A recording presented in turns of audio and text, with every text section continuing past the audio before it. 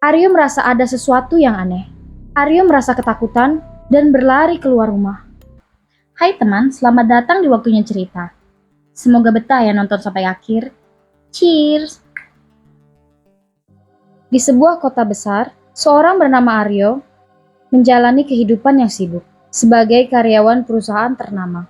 Karena tuntutan pekerjaan, ia jarang pulang ke kampung halamannya yang terletak di desa terpencil. Desa itu adalah tempat di mana seluruh keluarganya tinggal, dan Aryo selalu merindukan momen bersama mereka. Namun, pekerjaan yang menumpuk membuatnya tidak bisa sering-sering pulang.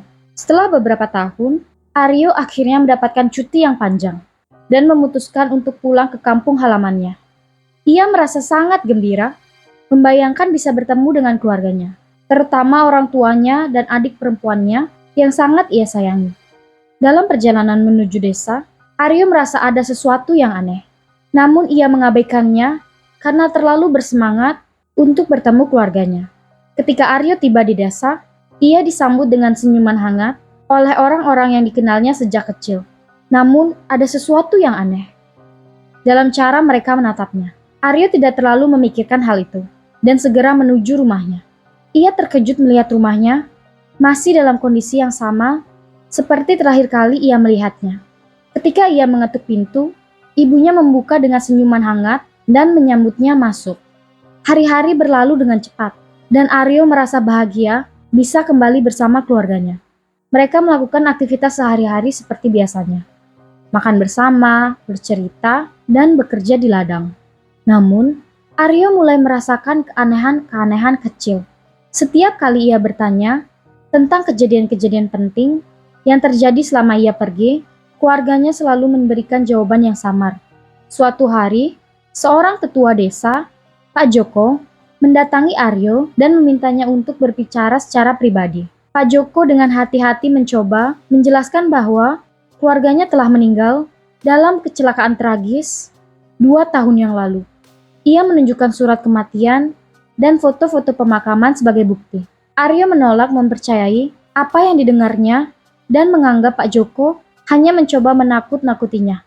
Pada malam hari, saat bulan purnama, Aryo terbangun oleh suara-suara aneh di dalam rumahnya. Ia melihat bayangan-bayangan bergerak dengan cara yang tidak wajar. Ketika ia mendekati kamar adiknya, ia melihat adiknya berdiri di depan cermin dengan tatapan kosong dan mata yang berkaca-kaca.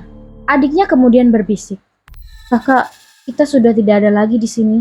Aryo merasa ketakutan dan berlari keluar rumah. Di luar rumah, ia bertemu dengan Pak Joko dan beberapa penduduk desa yang telah menunggu. Mereka membawanya ke pemakaman, di mana ia melihat kuburan keluarganya dengan nisan yang bertuliskan nama-nama mereka. Aryo mulai mengingat kejadian-kejadian aneh selama tinggal di rumah.